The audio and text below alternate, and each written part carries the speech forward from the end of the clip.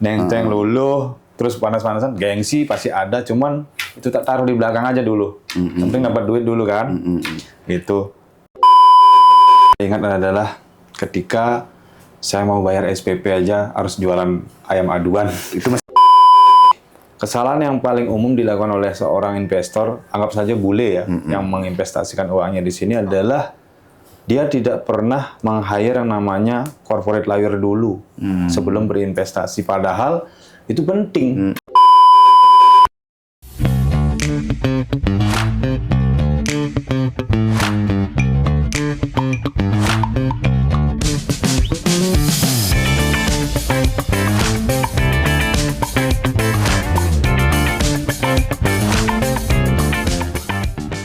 Salam kopla, kita ngobrol sampai kelar.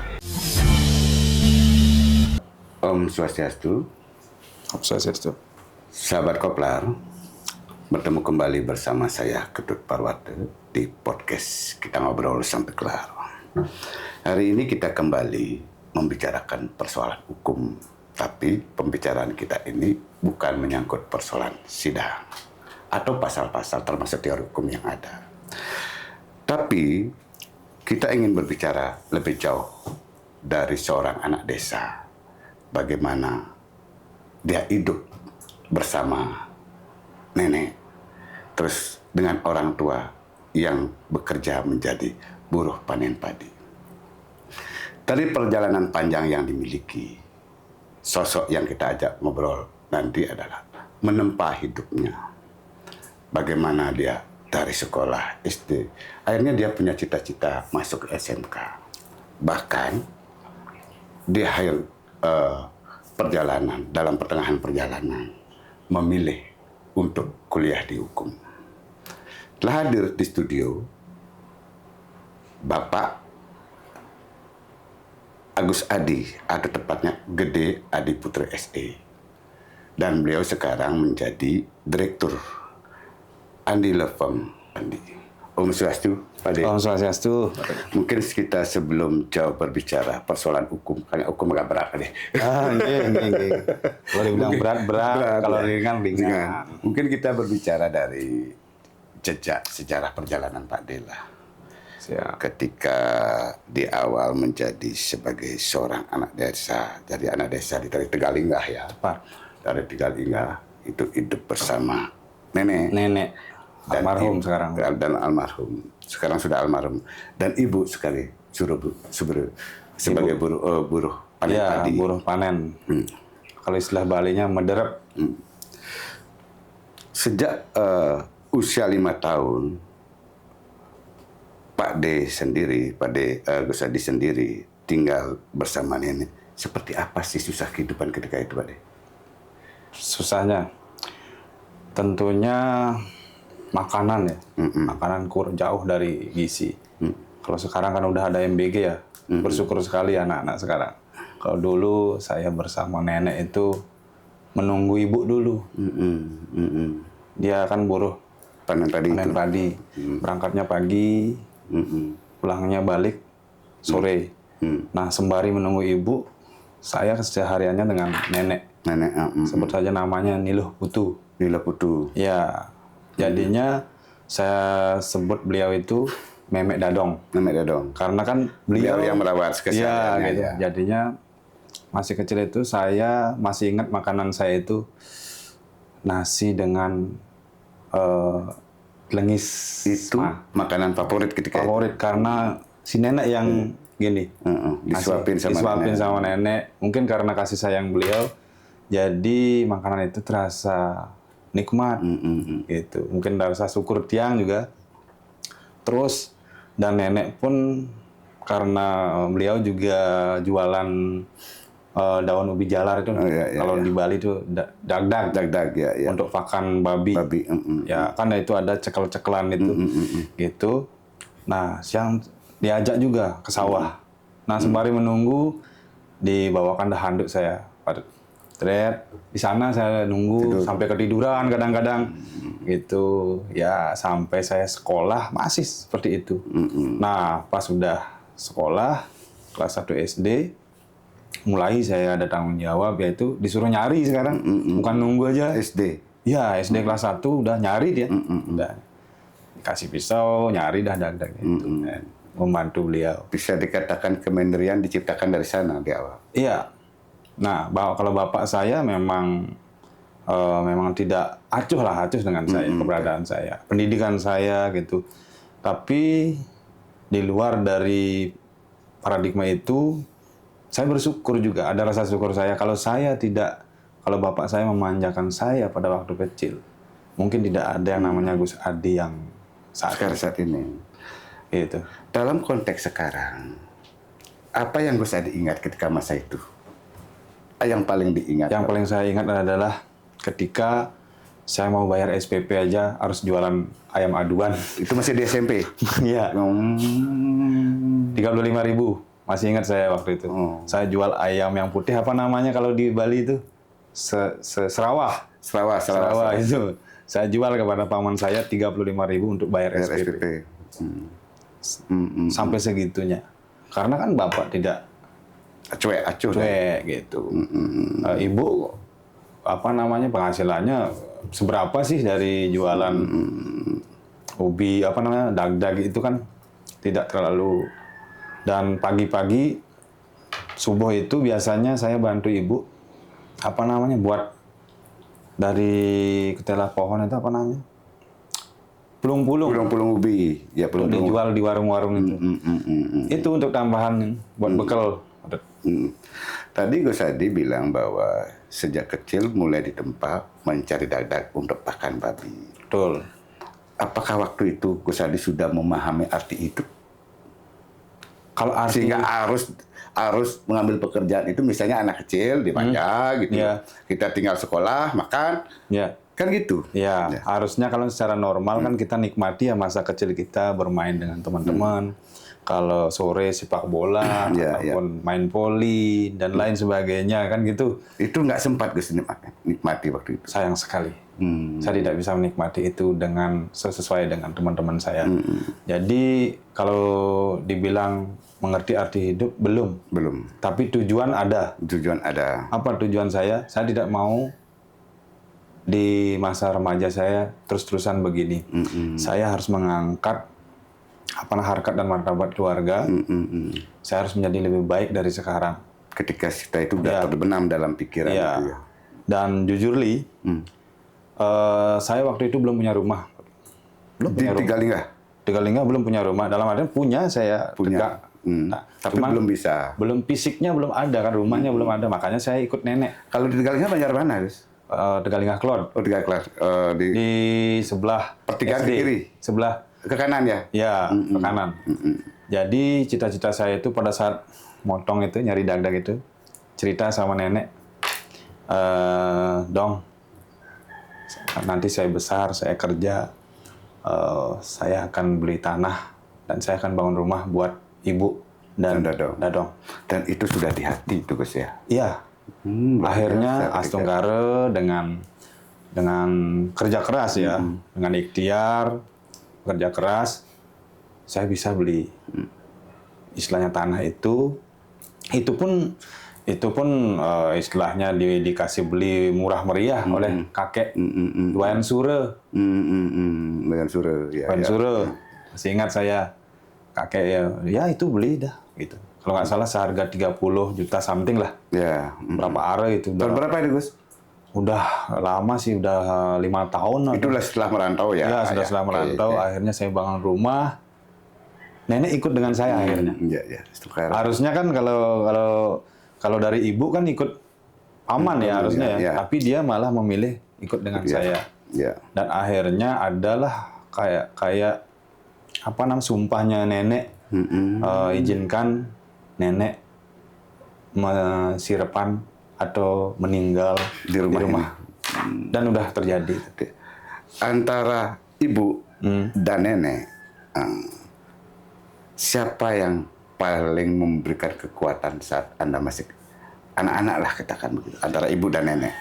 Jujur Li, kalau masalah itu tentu nenek. Nenek ya, karena dia lebih sering ya. Karena in touch lebih intens kan. Dan yang paling saya ingat, Patut tahu Pabuan, Ya, tempat tahu. basi, Ya, tahu. tempat sirih yang itu selalu di bawah mako itu ada uang Rp25 itu loh. Itu selalu disediakan oleh nenek. Itulah yang menyebabkan saya lebih dekat dengan nenek. Apa kira-kira pesan yang membekas dari nenek Gus kepada Gus Adi? Satu yang saya ingat sampai sekarang, Gus, ketika kamu nanti menjadi orang, bekerjalah jujur, satya wacana. Ketika kamu tidak bisa merealisasikan apa janjimu, apa kata-katamu, minta maaflah kepada orang yang kamu janjikan. Ya. Contoh kecil, misalkan saya berjanji kepada Pak Tut, saya akan belikan kamu rokok, tapi saya tidak bisa merealisasikan, saya minta maaf. Itu ya. Itulah kesatria. Dan itulah menjadi kiblat saya bekerja di Andila. Pesan nenek. Ya, mungkin sederhana, tapi Sederhana, ya, betul. penuh integritas. Iya, betul. Kesetiaan kejujuran. Iya, Itu. itulah yang membuat saya sampai sekarang kuat, Pak. Kuat di posisi sekarang. Dalam artian, memang jadi seorang lawyer kan pasti ingin kaya Ya, betul. dari perkara-perkara itu kan. Cuman saya tidak mengedepankan Tapi itu. hakikat artinya tidak ke sana ya, Gus. Ya. Nanti kita ulas lebih jauh. Ya, Gus. oke. Nanti kita ulas lebih jauh. Ya. Gus, gini Gus, dari cerita SD ke SMP, Ya. tiba-tiba Gus memilih SMK. Kenapa harus SMK itu? Iya, sebenarnya pada waktu saya SMP itu saya kan berprestasi. Saya ada di kelas G, tapi saya memenangkan beberapa lomba-lomba. Bahkan saya juara umum waktu SMP 1 SMP 1 di Susuan. Siswan ya. Itu saya prestasi, tapi saya dapat kalau di pendaftaran saya dapat di SMA 1 dapat, Ya. SMA 2 juga dapat. Ya. Tapi saya mengabaikan kedua sekolah ini. Apa alasannya Gus memilih ke SMK itu? Saya Apa ingin cepat bekerja atau gimana? tentu saya ingin vokasional. Jadi makanya saya memilih sekolah menengah kejuruan nasional yang sudah tutup sekarang. Ya, Di Paye. Di Paye. Saya memilih teknik otomotif. Ya. Ya, pada saat saya sekolah di kelas 1, saya sudah training di dealer Suzuki. Waktu itu. Ya, ya di dealer Suzuki. Saya udah training di PT CSBI. Ya.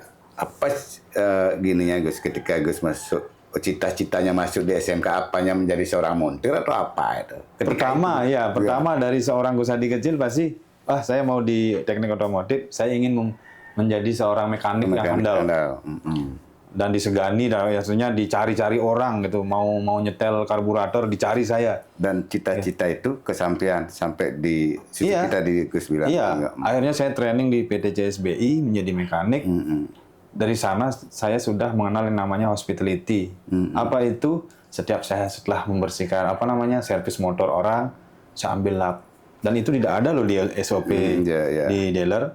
Saya bersihkan sisa-sisa oli bekas tangan saya. Itu saya dapat tipping. Bahkan main mekaniknya enggak dapat apa-apa. Saya yang training dapat. Dari sana udah sense hospitality saya udah muncul.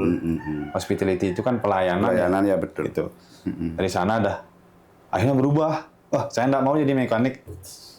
Saya mau menjadi bos, punya bengkel aja gitu. Dan itu terrealisasi Gus? Punya bengkel enggak? Kenapa? Punya bengkel tidak terrealisasi karena saya nyebrang ke pariwisata. Dan menarik ini Gus. Gitu. Dari otomotif tiba-tiba nyebrang ke pariwisata. Iya. Dan berlabuh di kargo, gimana itu ceritanya Gus? Kok bisa berlabuh ke kargo itu Gus? Begini, mungkin long short story-nya gini. Dulu pernah saya mungkin kenal dengan Pak Komang Sugiyarte, Ya. Mang Ojo. Mang Ojo. Dia kan ada PT CP Warna Teknika dulu. Dulu pernah beliau mempercayakan yang di bengkel di Belong, di Jalan Turunan itu. Ya itu ya. Itu pernah saya membuka bengkel di sana. Dengan skema sharing profit. Cuman karena ketidakmampuan saya, SDM-nya kurang, karena kan ada las, ada servis, dan ada yang namanya overhaul yang kayak gitu kan, harus banyak orang kan. Jadi terus ada cuci motor juga. Karena istilahnya tidak bisa menghandle, jadi tutup. Tutup. Akhirnya saya melanjutkan sekolah di SMK. Sambil sekolah itu, SMK sudah punya, Cita-cita itu ya. udah ada bengkel itu. Udah ada bengkel itu ya. Udah dipercaya sama Pak Mang Ojo itu gitu. Akhirnya setelah saya tamat di SMK Nasional, bingung dah saya kan. Benar Gus, sempat bekerja jadi buruh bangunan Gus. Tepat. Kok jauh sekali Gus dari teknik mesin tiba-tiba ke buruh bangunan? Apakah itu nggak ada biaya untuk bangun bengkel Gus? Benar. Pertama saya tidak ada biaya. Kenapa tidak ada biaya? Orang tua udah ada. betul. Ini kan mau cari investor. Kalau sekarang kan investor namanya, kalau dulu anggap aja pendana. Kalau sekarang kan keren namanya investor. Gitu. Tidak ada. Cuman saya malu. Sebenarnya ibu tidak memaksa saya untuk bekerja di buruh bangunan. Tidak ada paksaan untuk ayo buruh bangunan gitu. Tidak ada. Cuman dari hati nurani saya, masuk tegah-tegah gitu. Sekolah tinggi-tinggi kok nggak berguna ya saya. Akhirnya ditawarin lah saya, mau jadi buruh bangunan. Tanya Pak Dut Baron. Baron ya. Membangun rumah yang pertama di pinggir jalan itu. Itu dah saya buruh di sana. Nggak gengsi kok selagi bekerja buruh besar itu Gus? Gengsi ada pasti normal. Kan baru apa namanya itu istilahnya? Baru masa puber. Puber ya. Pastilah melihat teman-teman cewek itu lewat, kita neng-teng luluh, terus panas-panasan, gengsi pasti ada, cuman itu tak taruh di belakang aja dulu. Penting dapat duit dulu kan. Gitu. Saya kerja sama Pak Dut Baron dulu. Gitu. Akhirnya kenapa saya bisa nyebrang ke pariwisata, yaitu ke kargo, adalah itu kakek Pak Tut Diarte namanya, sudah almarhum. Dia punya kargo. Oke. Nyebrang gini karena ada kakek. Ya. Pertanyaan beli tidak di sana Gus. Apa itu? Dari Gus bekerja sebagai buruh bangunan, pelajaran apa yang Gus dapatkan di sana Gus? Ya, kalau dari buruh bangunan itu yang saya dapatkan itu adalah bersyukur apapun pekerjaanmu, syukuri aja di sana, pasti hasilnya akan mesari, itu aja. Cuman ada fakta yang tidak bisa kita hindari, yaitu kalau bukan fashion kita, Betul. tidak akan bisa. Ya betul. Tidak akan bisa istilahnya goal di sana, tidak bisa sukses di sana. Itu. Jadi itu cuman batu loncatan. Sehingga ketemulah sama kakek. Mobilnya mati. Ya, mobil bagaimana pickup. cerita kargo ini Gus? Nah, ini ceritanya sangat menarik. Kakek kan mau berangkat nih ke Tuban. Ada carry. Matilah carry-nya karena hujan deras kemarinnya. Dulu kan carry masih pakai platina. Ya betul. Nah, dibilang lah itu Gus Hadi bisa giniin mobil gitu. Dia mekanik. Tak coba kan. Gitu, yang coba. Tak bukalah kayaknya. Busi, platinanya saya setel. Dikontak, nyala. Langsung, mau kamu ikut kakek ke Tuban? Dulu rencana saya ditawari jadi apa namanya itu tukang troli di bandara. Siapa nggak mau di bandara kerja? Ya betul. Langsung saya tidak mikir 2 kali. Ambil kerjaan itu. Oke, saya selesai di Batu Baron. Langsung saya berangkat besoknya dengan kakek saya itu. Membawa celana cuma 3, baju cuma 2. Dan tinggal di tempat kakek? Iya. Waktu itu saya bawa uang 200.000. Dari hasil yang itu, dari hasil apa namanya, buruh bangunan itu. Akhirnya saya diajak ke Tuban, di rumahnya kakek. Di luar ekspektasi. Tak kira langsung kerja di bandara, kan gitu. Maksudnya melalui interview lah apa gitu, formalitas, dan langsung di bandara. Ternyata tidak begitu. Gimana itu ceritanya? Ternyata sampai di sana, benar ada lowongan itu. Karena Pak Tut Diarte ini kan orang Garuda. Tahu kan, masing-masing orang di gitu, jabatan itu dapat jatah untuk memasukkan satu orang keluarganya. Itu dengan apa namanya syarat yang proporsional juga, tidak seistilahnya ujuk-ujuk langsung masuk, enggak. Gitu. Saya sudah mau masuk, sudah bikin lamaran, sudah bawa STB segala macam, fotokopi. Tiba-tiba datang ke ponakannya, ponakan istri. Disalib. Nah, coba siapa yang mau dikasih? Saya atau itu? Ya jelas, jelas, jelas keponakan yang ini. Nah, akhirnya Gus kerja di mana akhirnya? Akhirnya Beliau gini, beliau Cargo ada itu. LTH, Mm-mm. LTH sama PT Dewata Kargo namanya. Iya, Itu. Ya udah dek, maaf ya, ini ada ponakannya ibu soalnya gitu. Oke, nggak masalah gitu. Akhirnya saya disalurlah di LTH. Kalau sekarang JNT yang kayak gitu loh. JNT ya, Itu JNT gitu yang kayak gitu, JNE yang kayak gitu. Akhirnya saya ditaruh di sana menjadi customer service, tukang tembang, tukang parkir, Iya, gitu. Tapi paginya saya harus bangun, Badut, untuk membantu ibu jualan nasi babi guling. Yaitu ke pasar dulu beli bahan, beli nangka, beli perlengkapan untuk babi guling itu. Habis itu sampai di rumah, nangka itu kita Ibu kandung maksudnya? bukan ibunya Ibu, yang oh, kakek iya, itu, iya, iya, istrinya kakek. Dia kan jualan nasi babi guling Babi di sana guling, di ya. Tuban. Itu saya ngelawar dulu. Gitu, ngelawar dulu sampai jam 8. Jam 8 baru mandi baru ke kargo. Jadi customer service. Ya. Mungkin pertanyaan sederhana beli begini deh. Apa motivasi dek meninggalkan Karangasem? Dek? Pastilah kalau itu secara umum ini ya. Secara umum siapapun ditanya pasti ingin menjadi lebih baik kan gitu. Ingin mendapatkan pekerjaan, ingin mendapatkan penghasilan yang lebih, pasti itu. Saya juga sama. Iya. Pertama sama juga gitu. Tidak ada istilahnya dalam niat saya ingin mendedikasikan diri kepada alam Bali gitu. Tidak ada, belum sampai sejauh itu. Iya. Pasti lingkupnya untuk diri sendiri dulu. Bisa beli baju, bisa beli baju Bilabong dulu kan gitu. Iya, iya, iya. Bilabong, Ripkel, Rasti yang kayak gitu kan. Zaman-zaman saya itu. Ya. Dan di Tuban sendiri, di kargo sendiri, dia tidak mudun itu kan. Arti motivasi pikiran dia pasti punya berkeinginan melangkah ke yang lain. Bener, Apakah benar belajar bahasa Inggris secara otodidak dia? Dek? tepat. Seperti apa itu? Dek? Kejadiannya begini, lucu sekali ini saya.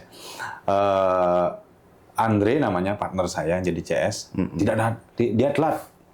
Tiba-tiba, saya kan bawa kunci kargo nih, kan bukanya jam 8, jam 9, sorry, jam 9. Nah, saya datang lebih awal. Si Andre bilang pecah ban.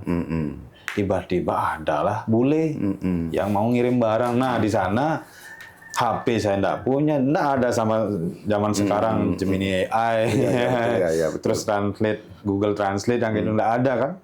Akhirnya pakai bahasa tubuh, gini-gini aja sambil nulis-nulis. Oh ya. Tak suruh nulis gitu. Akhirnya harga saya nulis jadinya. Di sana saya, kalau kayak orang Bali bilang, jengah. Dengan Kok saya enggak bisa bahasa Inggris ya? Akhirnya saya belajar bahasa Inggris, beli buku conversation. itu metode pembelajaran dek. Iya. Gus ya. Oh. For beginner gitu. Itu what is your name, nomor yang kayak gitu. Akhirnya bisa. Besoknya ada, saya nanganin udah bisa. Tiba-tiba mungkin saatnya ini gitu. Di sini dah letak perpindahan yang ketiga inilah yang membuat artinya merubah hidup saya. Ada bibi saya namanya Ibu Ati. Punya travel agent bernama PT Rabinatur, handle tamu-tamu Prancis. Tahun berapa itu? Dek? Tahun 2010 apa 11 ya. Tahun itulah sekitar itu. Disuruh pertama disuruh nganter anaknya dulu. Anter-anter anaknya, anak-anak ibu sekolah, habis itu bersih-bersih, kasih makan burung. Itu aja. Habis itu nyapu. Itu pekerjaan saya dulu. Dikasih gaji waktu itu kalau nggak salah 2,5 juta. Kan udah gede waktu itu. Gede. Dari kargo yang dulu cuma 700.000, sekarang 2,5 juta. Ini di travel. Iya. Gimana nggak seneng? Wih, senangnya bukan main.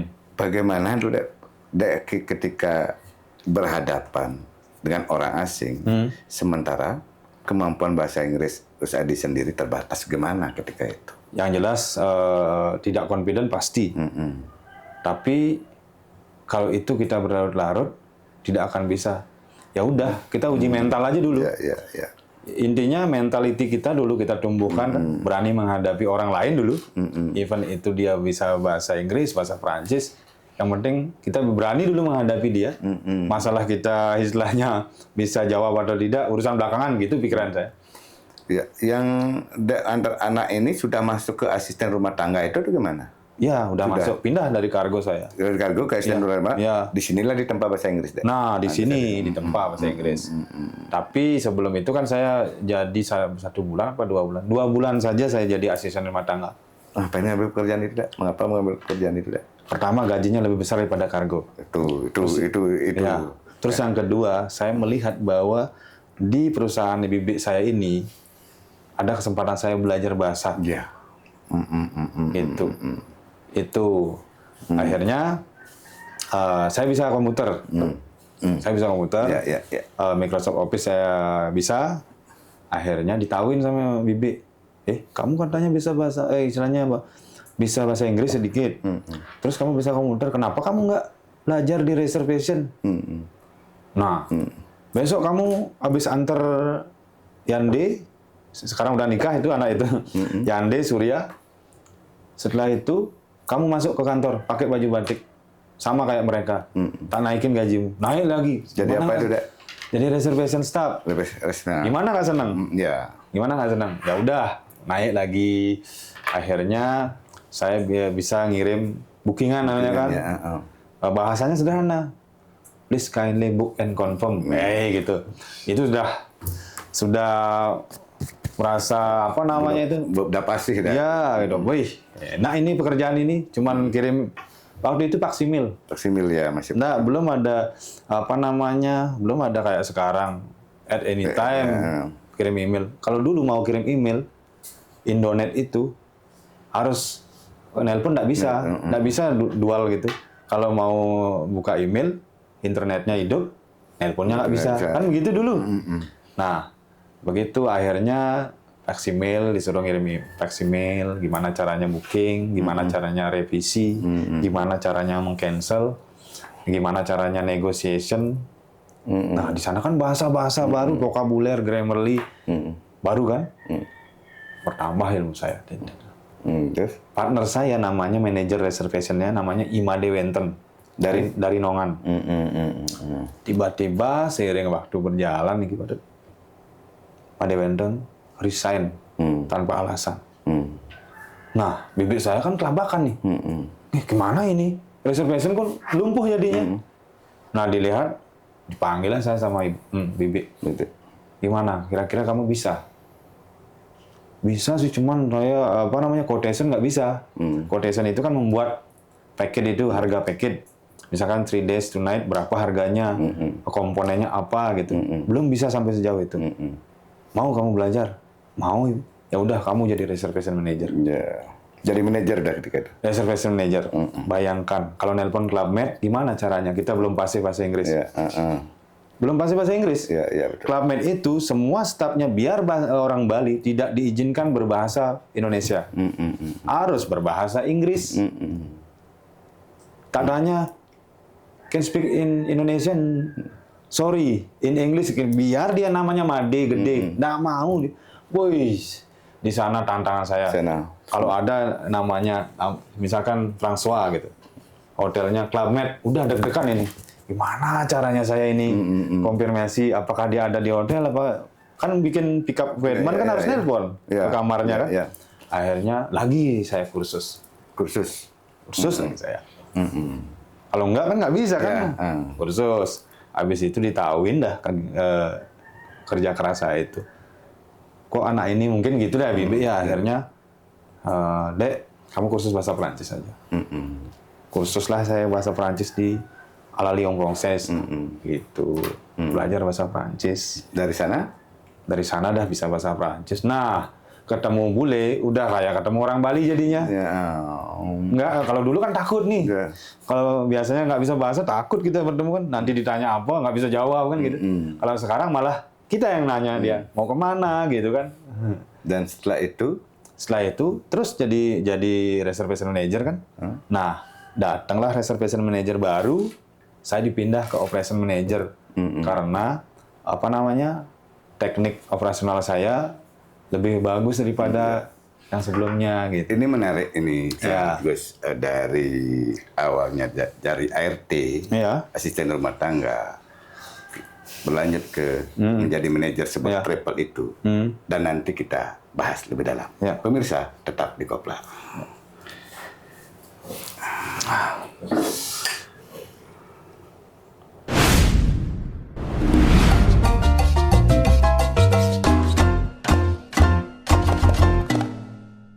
Gus Adi, ini cerita menarik, Gus Adi.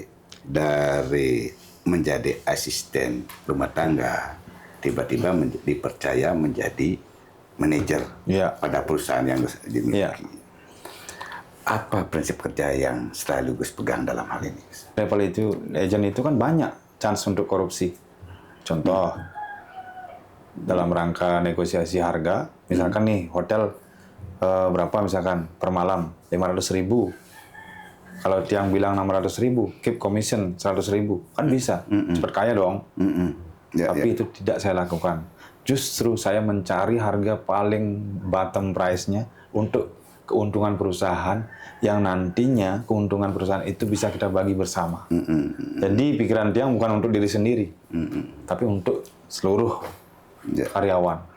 Terus bagaimana kira-kira Gus membangun kepercayaan dengan orang lain itu, Gus? Kan tidak mudah kadang-kadang. Iya, pertama, Selain jujur, Gus. iya, selain jujur yang perlu mungkin ya Semerton Bali yang lain lakukan adalah satu, komitmen. Contoh, Komitmen, ya. contoh for example paling sederhana. Misal nih, kalau kita sudah bilang istilahnya harganya 500.000, ya sudah 500.000, apapun yang terjadi. Event itu pada waktu itu akan mengalami fluktuatif harga sehingga kita mengalami kerugian. Misalkan menjadi 600.000 gitu, nggak bisa kita ke 600.000, tetap di 500.000. Tapi dengan komitmen itu pasti ada jalan deh. Ya. Itu pasti ada jalan untuk mendapatkan keuntungan di tempat lain gitu. Tapi beli sangat apresiasi juga, Gus. Dari travel, tiba-tiba Gus menyelami ilmu fotografi. Apa ini berkaitan dengan tamu atau gimana, Gus? Oh itu, Ketika itu sudah fotografer profesional, Gus? iya profesional, Berbarengan dengan travel itu? berbarengan. Begini ceritanya.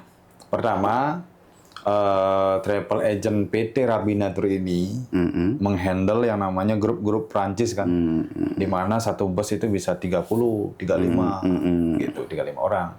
Nah, untuk mendapatkan uang lebih, Bu Ati ini memang orangnya inovatif dia. Dia meng-hire yang namanya videographer sama fotografer untuk mendokumentasikan perjalanan tamu itu. Di akhir perjalanan tamu itu ada yang namanya dinner, gala dinner. Di sana ditayangkan dah. Apa namanya itu hasil videonya. Ya. Nah, banyak dah yang beli itu. Banyak beli foto, video, DVD-nya, dibeli itu. Kalau nggak salah waktu itu fotonya $15, DVD-nya, videonya $25. Kamera apa yang Gus Adi pegang saat itu? Waktu itu saya tidak pegang kamera. Waktu itu saya hire. Oh iya. Istilahnya menyuruh fotografer profesional, videografer profesional untuk Mainkan itu. istilahnya mendokumentasikan perjalanan dari tamu-tamu kita. Akhirnya pada saat waktu itu cycling di Tabanan, saya kurius, kayaknya jadi fotografer enak ini, moto-moto orang. Ambil kameranya, bukan Sony. Waktu itu kalau nggak salah Nikon berapa D itu ya, pokoknya Nikon yang masih belum profesional lah. Nah itu pakai mode auto dulu kan, enak. Akhirnya Ibu Ati membelikan saya kamera. Masih ingat saya nama kameranya itu Canon 1000D. 1000D, udah masuk kelas, masuk level. Semi pro lah gitu, belum profesional sekali. Itu saya bawa kemana-mana. Semua saya fotoin. Ada apa namanya itu, mawar-mawar itu saya foto, bunga-bunga saya fotoin. Akhirnya saya ikut training gitu, kayak seminar gitu loh. Ikut seminar, cara lighting yang bagus, cara setting kamera profesional yang bagus. Saya ikut. Bahkan waktu itu saya pernah ikut seminarnya Darwis Triadi. Benar. Saya ikut Darwis Triadi, masalah light and shadow namanya. Light and shadow. Light and shadow, bahwa menerangkan bahwa gelap itu tidak selamanya jelek. Ya. Gitu. Tapi kalau bagaimana kita mengemasnya menjadi sebuah art, gitu, artistik. Artistik. Di mana itu ada di dalam sebuah teknik yang namanya art nude. Foto yang telanjang tapi tidak kelihatan, tidak vulgar. Gitu. Itu yang saya pelajari. Akhirnya saya belajar, beli saya. Minjem duit di BRI sekian ratus juta, beli saya Canon 5D Mark II. Udah mantap itu. Iya, udah mantap kan? Udah pro. Sudah itu beli lensa fix 35, ring merah. Mantap itu. Gitu. Tajam. 7200 Mark II. Mantap itu. Itu pertama. Akhirnya baru saya pakai itu, ternyata hasilnya lebih mantap. Lebih mantap. Ya jelas orang kameranya udah Ketebalan gambar. iya, tajam kan, full frame lagi kan. Ya, full frame. Itu. Dan itu udah modenya bukan mode auto lagi. Mode istilahnya manual kan. Nah, habis itu saya beli yang namanya flash, lighting yang segala macem lah gitu. Udah mulai saya akhirnya dapatlah klien saya. Klien dari Rusia, dari Germany, Prancis. Itu saya foto. Waktu itu saya sekali foto durasi 1,5 jam paling maksimal dibayar 5 juta. 5 juta ya. Selain Darwis Riyadi, selain Om Darwis, kalau dia di Bali siapa kira-kira? Almarhum Komang Sujana. Man Sujana, cari aja di Facebook Ya, Man Sujana. ya. Itu yang saya pakai gini. Gitu.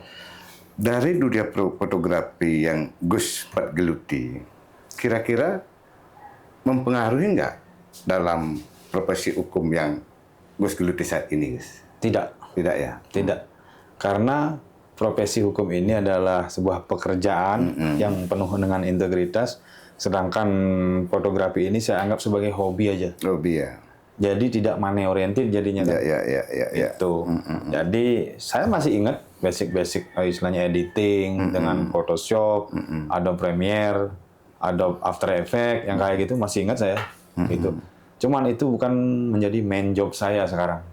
Tidak ya. Tidak, bahkan saya udah dibilang meninggalkan gitu. Fotografi itu udah tinggalkan. Saya tinggalkan, cuman kalau melihat orang yang mutu dan terus saya gatel juga Sama, pengen Gus. ngasih tahu gitu loh. Sama Gus.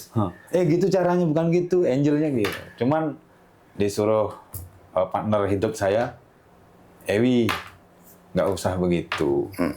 Dulu juga Ewi begitu. Biarkan mereka berproses gitu. Jadi saya pas gregetan itu saya harus tahan-tahan sekarang melihat orang memakai, biasanya kan kalau Sony Alpha 9, Alpha 7 gitu. Oh ini harusnya begini settingan kalau video kan gitu. Sekarang saya nggak mau lagi. Silakan mau gimana mereka, bukan urusan saya. Memang kalau kita berbicara persoalan dunia fotografer, Ya. itu nilai idealisnya sangat tinggi. Betul sekali. Sangat tinggi. Itu. Betul. Oke Gus, pembicaraan kita sampai di sana dulu. Nah, beliau juga membaca biodata Gus. Ya. Sempat jadi aktivis. Bahkan aktivis yang gelut itu adalah Gerakan Pemuda Marhen. Seperti apa perjalanan itu, Gus? Apakah juga menempuh proses profesi Gus sekarang? Ya, GPM ini adalah menjadi cikal bakal saya menjadi advokat. Saya berani bilang gitu. Kenapa? Karena pertama kali saya mengenal Gerakan Pemuda Marhen itu dari Sang Ketut Sarke. Dia ada di sebelah kok. Di Galiran dia. Dia adalah salah satu relawan yang setia dengan Ajik Wedakarna. Gitu. AWK lah istilahnya kalau dikenal di Bali. Gitu. Akhirnya saya memang mencari sebuah organisasi di mana saya bisa berdiskusi. Karena saya suka diskusi orangnya. Di mana ini cara saya gitu. Akhirnya saya waktu sekolah juga nggak dapat kan. Dengan teman-teman juga diskusinya itu aja. Sedangkan saya orangnya pengen berbicara politik, berbicara ekonomi, environment protection yang kayak gitu. Akhirnya saya bertemulah dengan Sang Ketut Sarke. Sang Ketut Sarke itu ya. Ya. Dari sini mulai menempa. Iya, mulailah saya menempa di apa sih itu organisasi gitu, apa sih itu sebuah tim. Gitu. Nah, ketemu sekarang Aji, AWK. Wih, dulu kan orang kalau ketemu AWK kan, Betul. sebuah Lain kebanggaan. apa ya, presiden paling bagus itu gitu. Akhirnya saya ketemu beliau di sana lah, saya dikasih beasiswa di Mereka ya. di Mahendra Data. Universitas Mahendra Data. Akhirnya saya kuliah.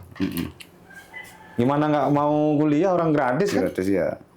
Jujur li memang gratis, gratis saya. Gitu. Tapi gratisnya ya SPP, yang kayak gitu nggak gratis. Tapi kalau kegiatan-kegiatan yang lain seperti UKM yang itu bayar lah memang. Itu kan memang wajar bayar kan gitu. Apa yang membuat Gus tertarik pada dunia pergerakan ini? Apakah karena mengingat, oh saya masih muda, saya harus melakukan ini? Apa begitu? Bukan, karena melihat dari saya susah dari kecil, sehingga saya tidak mau orang lain itu merasakan hal yang sama. Terus kenapa harus dari organisasi? Iya, karena dari organisasi itu saya bisa bicara di forum, menyampaikan apa yang menjadi aspirasi masyarakat kan, apa ide-ide saya harus saya sampaikan. Gitu. Misalkan kebijakan-kebijakan yang tidak pro rakyat saya harus lawan gitu, misalkan seperti itu. Ya. Dan tentunya juga ketika berkecimpung dalam organisasi akan membentuk karakter orang dalam sebuah kepemimpinan. Apakah betul begitu, Gus? Betul sekali. Salah satu yang membuat saya berkarakter seperti sekarang ini yaitu perfeksionis, drafting titik komanya pun itu si Anggun aja sudah, aduh nih Blegosnya ini terlalu detail sih, kurang titik, coret. Ya karena Haji AWK begitu sama saya. Ini sudah saya coret, ini untung coret, belum saya robek. Kalau Haji AWK dulu saya membuat yang namanya surat permohonan keramaian dulu kan kuhapnya beda, harus izin dulu keramaian kan. Kalau sekarang kan pemberitahuan. Ya. Nah kalau sekarang cuman kalau dulu harus ada izin keramaian. Permohonan itu ada yang salah dirobek, cus. Apakah saya marah sama AWK? Tidak. Karena itu otomatis mendidik kita ya. Bahkan saya berpikir beda. Oh ini memang saya goblok. Akhirnya saya perbaiki. Nah pada waktu desain sama beliau, di sana letak kepuasan saya. Nih begini baru namanya surat. Ya. Harus ada. Artinya mendidik yang benar. Mendidik yang benar. Beliau itu kalau drafting, jangan dah. Jangan dah ditanya. Beliau paling details. Misal nih, perihal titik 2. Langsung kita nulis tanpa spasi. Dicoret sama beliau. Harus spasi dulu kan. Itulah istilahnya. Saya itu ke bawah-bawah dalam diri dia. Ya betul, menempa disiplin. Iya gitu. Akhirnya saya ke bawah-bawah. Sama akhirnya. Fotokopian.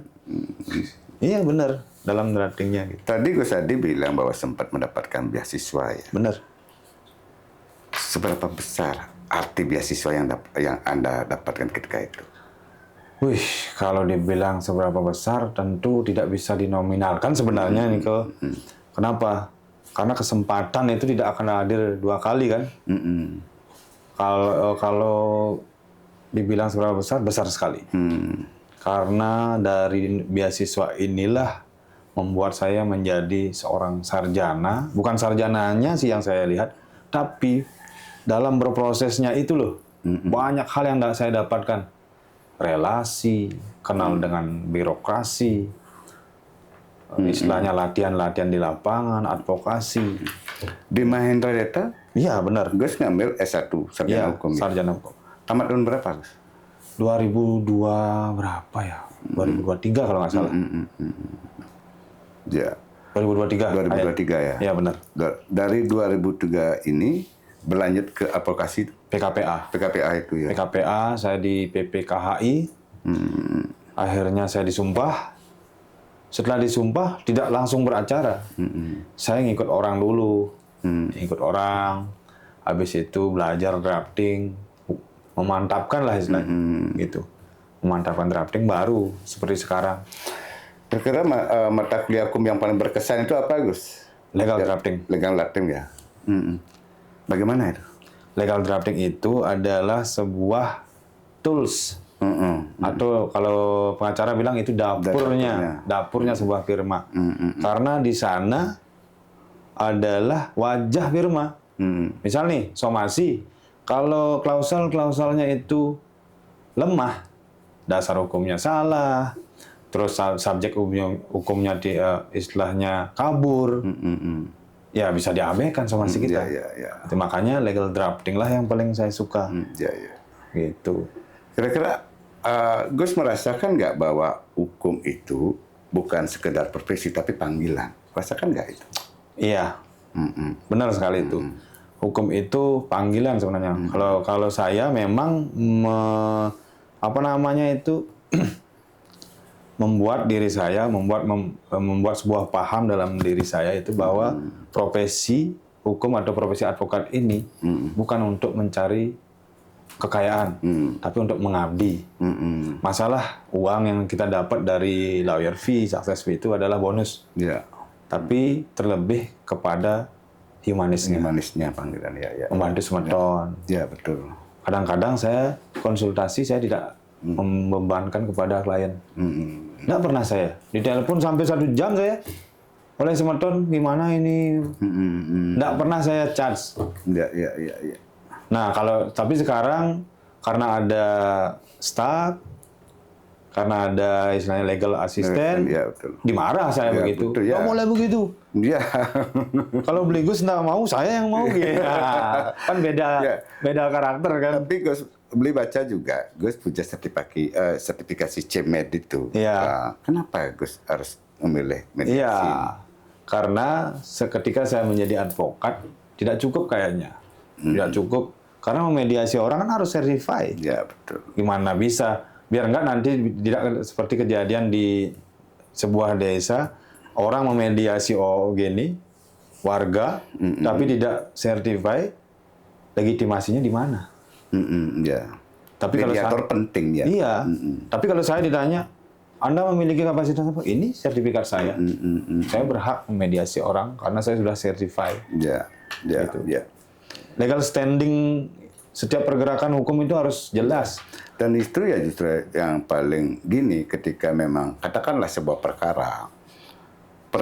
perkara sebelum masuk pengadilan kan lebih yang sempurna yang di bawah ini mediasi ini. Betul. Ketika di bawah bisa diselesaikan, Betul. itu lebih sempurna. Asas Tidak ada menang cepat kalah di sana. dan efisien. Iya. Asas cepat. Asas proses peradilan cepat. Ya. Asasnya itu. Itu yang menjadi. Makanya dia yang lebih banyak mengambil yang namanya non litigasi. Non litigasinya ya. Ya, ada beberapa klien yang sudah saya istilahnya berhasil mediasi tanpa di pengadilan. Ya. Kan lebih murah. Justru yang lebih bagus. Iya, lebih murah, lebih cepat, kepastian hukumnya dapat. Dan tidak ada kalah menang di sana. Benar. Justru kita mendamaikan. Mendamaikan. Ya, contoh kecil seperti kasus yang di Amed, kasusnya Pak Ware. Dari kasus ini, apa yang saya dapat fee-nya? Fee yang paling besar menurut saya adalah saya berhasil menyatukan keluarga yang sudah pecah. Itu yang betul. Dulunya tidak mau bertanya, tidak mau pelukan. Setelah saya mediasi, mereka saling pelukan. Kan itu lebih besar dari materi itu kepuasan. Iya. Terus kita diingat kan? Itu sih menurut saya. Tapi tadi beli simak sedikit bahwa semua persoalan hukum tidak harus ke pengadilan kan. Iya. Mediasi itu yang Iya. paling tepat kan. Dan dari sini akhirnya Gus menemukan juga sama-sama anak desa yang juga bergelut di bidang yang sama. Iya, benar. Dan nanti kita akan bahas Gus. Iya, siap. Pemirsa tetap di Koplar.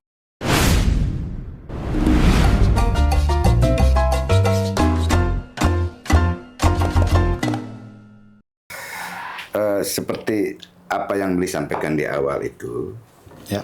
dari seorang anak desa merantau ke Denpasar, begitu juga sekarang bertemu sama-sama anak desa yang punya nasib yang sama. Benar.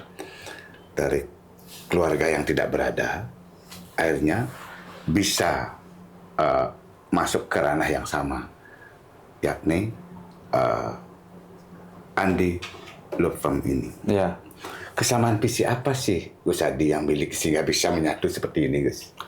Kesamaannya ya yang paling fundamental antara saya dengan Pak Wayan Swandi yaitu bagaimana kita bisa mengedukasi atau mengadvokasi masyarakat terutama di desa.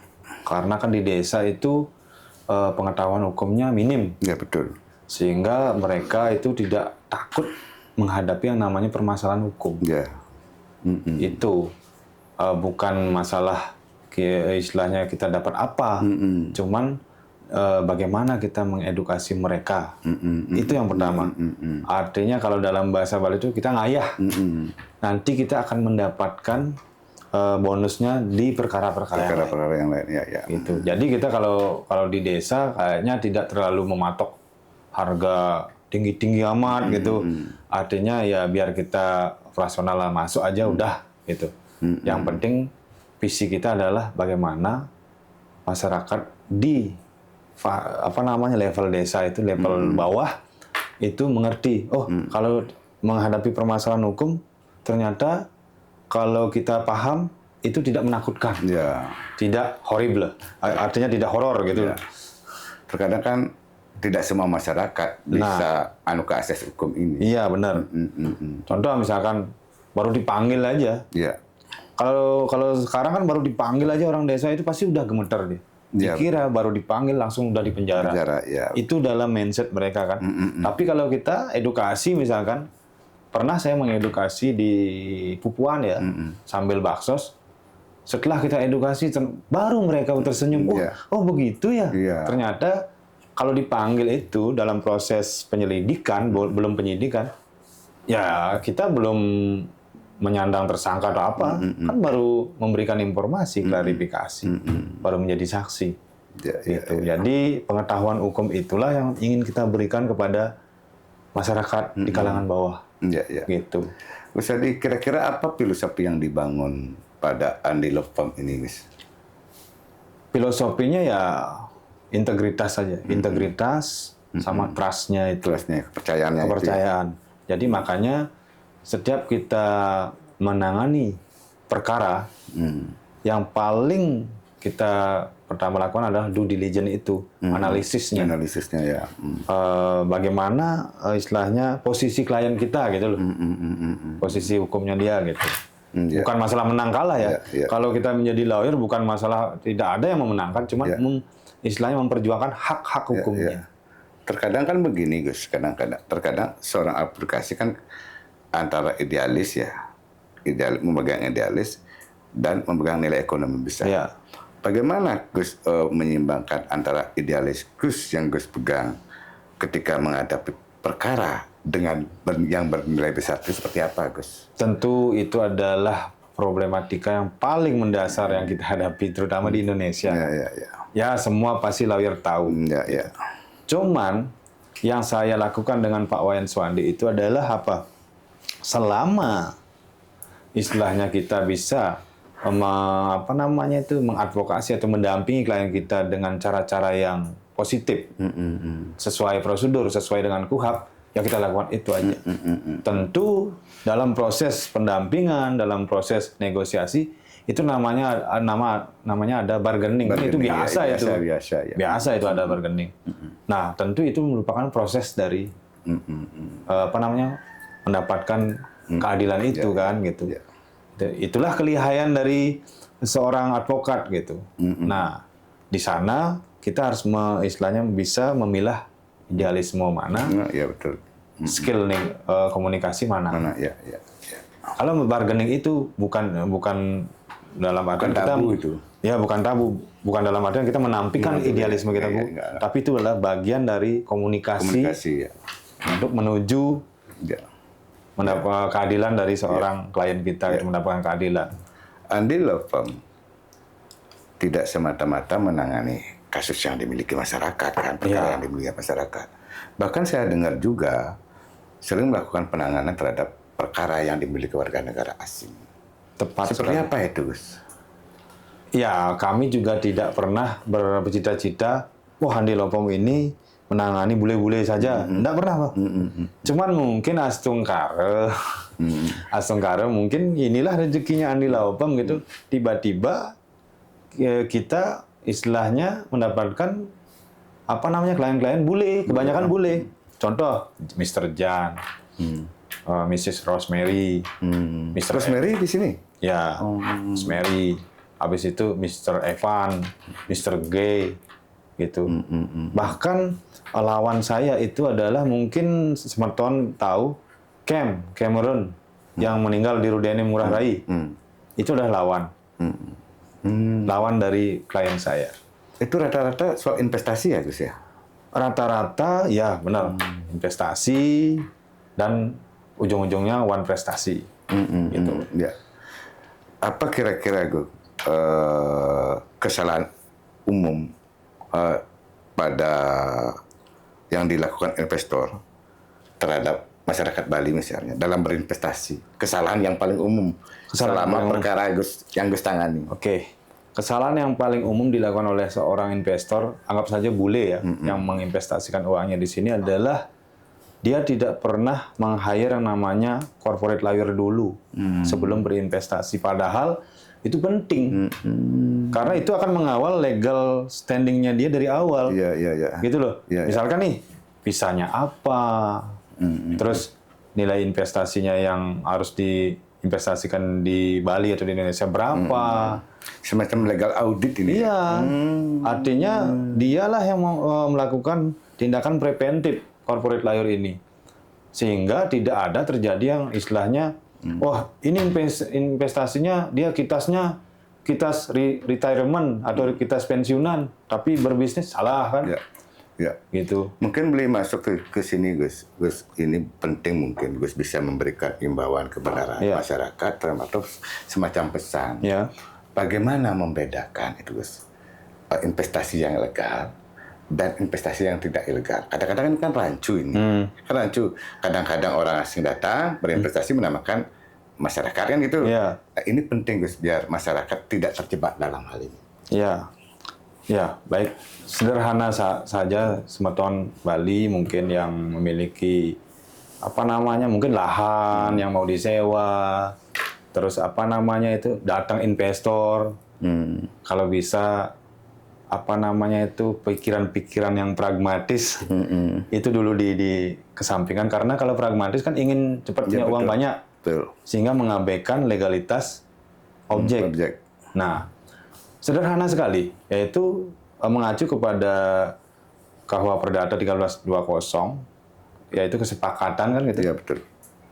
Objeknya itu klausa halal nggak? Halal nggak? Oh iya betul. Kalau misalkan ini tanah, nah tanah yang dijual ini atau disewakan ini sudah zona kuning, hijau, itu dulu dicek. Iya betul. Itu dulu dicek, biar nggak nanti ujung-ujungnya disewakan, terus investor membilang bahwa bisa dibangun villa, setelah dibangun villa datang pemerintah yang terkait, ternyata ini tidak boleh bangun villa. Kita dibilang menipu. Nah itu dulu. Objek yang kita sewakan atau jual itu pastikan dulu sesuai dengan keinginannya si tamu. Itu pastikan dulu. Itu zona pink, zona kuning, ada zona merahan gitu. Ya, itu dulu.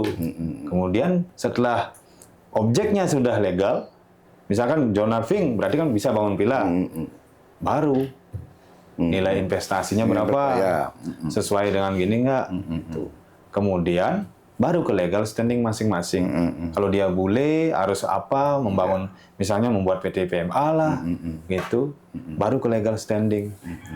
Nah, pada saat membangun juga struktur arsitekturnya itu harus sesuai juga kan dengan OSS, karena ada hubungan dengan SLF PBG.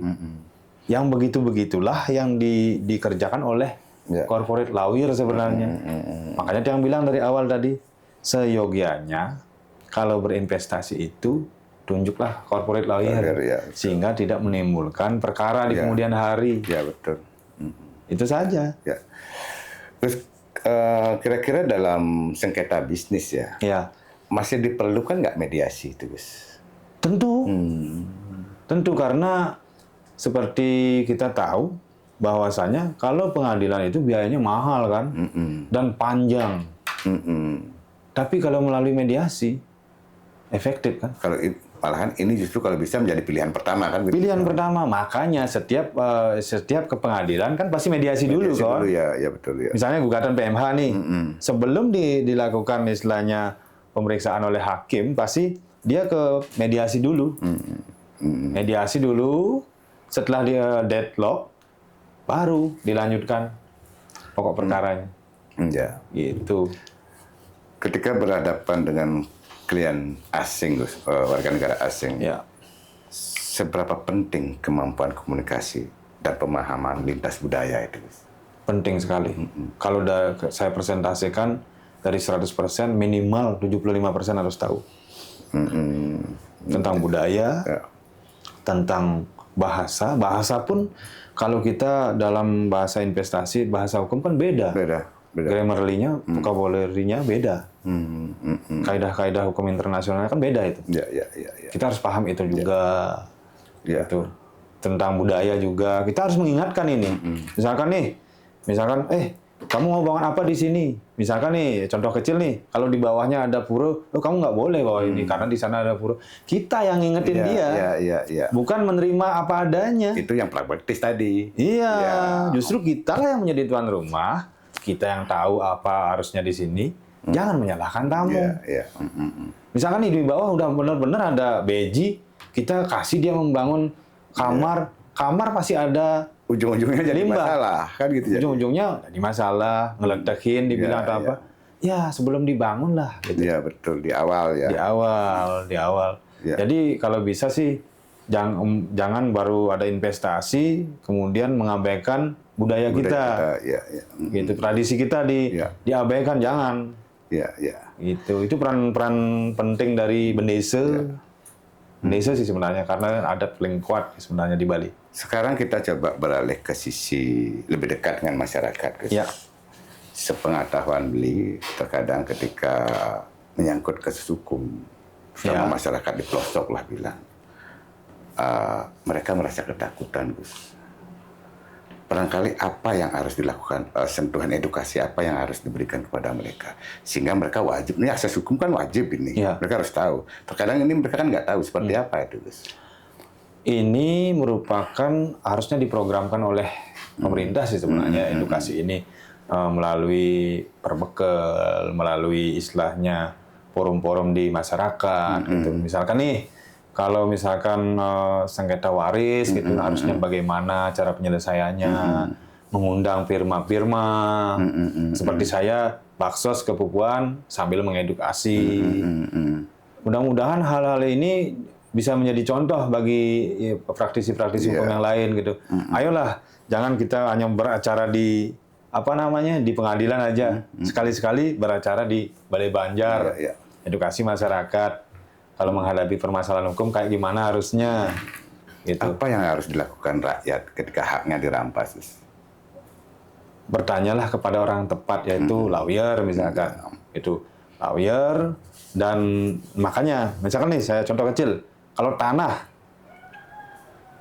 dari sekarang cek aja udah sertifikatnya, biar enggak nanti abai, biarin aja tiba-tiba udah disertifikatkan orang lain gitu loh. Jangan sampai, makanya harus details. Dokumen-dokumen berharga itu dicek berkala.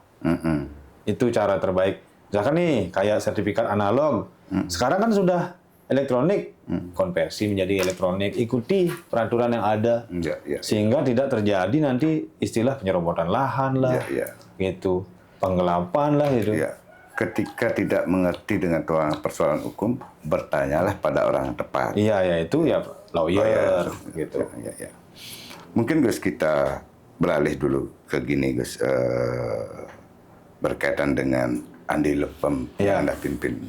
Budaya apa yang dibangun di sana, Gus, sehingga jujur aja masyarakat semakin simpati di sana dan WNA banyak di sana. Budaya yang Gus bangun di sana seperti apa tuh, Gus, dalam Lepem ini? Kita lebih mengedepankan personal approach kepada klien, dalam arti kata kekeluargaan. Jadi kita menghandle-nya enggak tegang-tegang amat gitu loh. Betul. Artinya lu klien gua lawyer, enggak gitu. Artinya dalam percakapan itu kita seperti keluarga, gitu.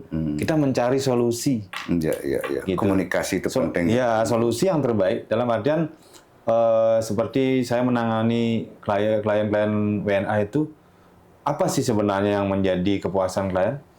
Proses update. Kita harus update berkala. Even belum selesai, update saja bahwa prosesnya sudah sampai seperti ini. Bahwa prosesnya sudah sampai seperti ini, gitu.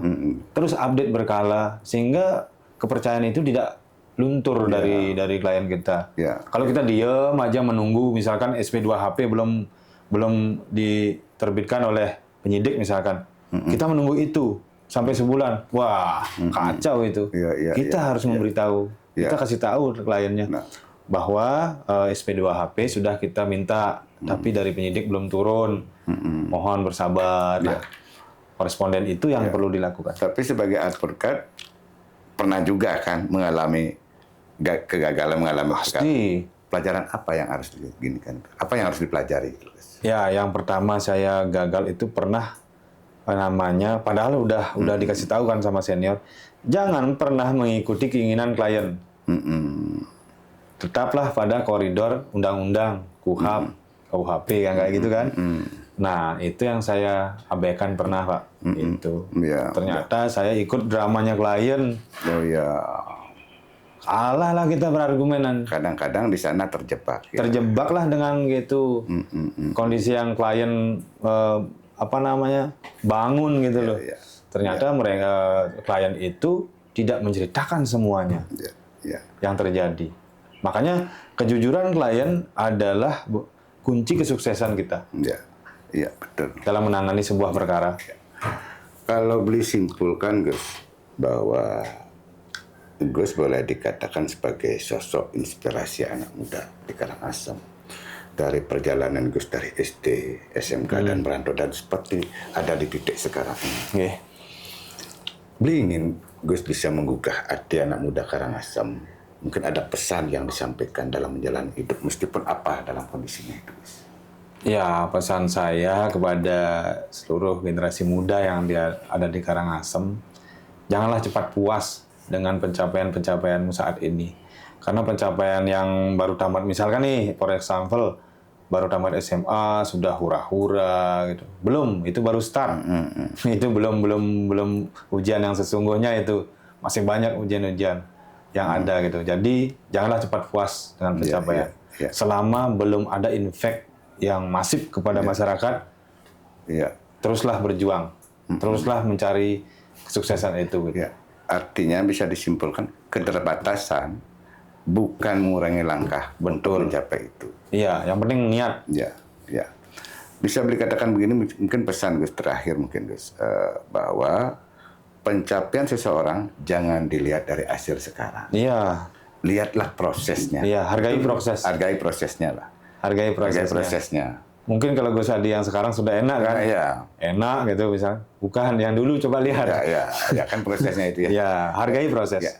Baik Gus, terima kasih Gus obrolan kita ini Gus. Iya. Boleh simpulkan bagaimana dari seorang anak desa, dari orang tua yang serba keterbatasan, dan Gus luntang-lantung ke Denpasar menemukan titik inilah. Iya. Inilah yang beliau bilang sebagai sosok inspirasi itu Gus. Terima kasih atas kehadirannya. Mudah-mudahan bisa disambung lagi. Semoga menginspirasi. Pemirsa, demikian obrolan saya bersama Gus Adi selaku Direktur Andi Lefem. Tentunya dari obrolan tadi banyak hal yang bisa kita simak, bahwa keterbatasan seseorang bukan menghalangi untuk mencapai kesuksesan sepanjang niat untuk maju itu ada. Saya, Ketut Parwata, izin diri. Mohon pamit. Sampai jumpa di podcast Koplar berikutnya. Om Santi Santi Santi. Terima kasih, Gus. Ya.